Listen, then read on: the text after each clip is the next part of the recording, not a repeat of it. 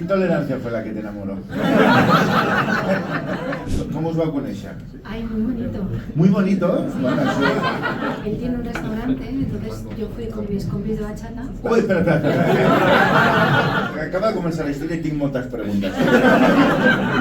El profe de bachata me dice, como tienes intolerancias y tal, te paso el teléfono del chico que lleva el restaurante y te aclaras con él. Vale. Com que tens moltes intoleràncies, suposo que al menjar no a ètniques, no?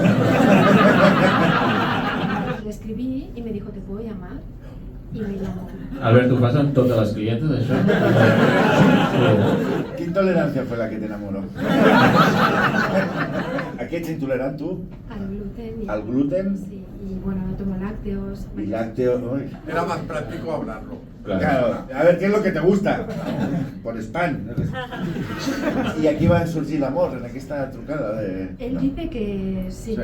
Él dice que sí, cuando pero... oyó mi voz, dijo, la tengo que conocer. Vas mirar la foto de WhatsApp abans d'enamorar-te de la seva veu? O... Se le ve nada, no. O sea que sí, miraste, ¿no? Con media cara me vale.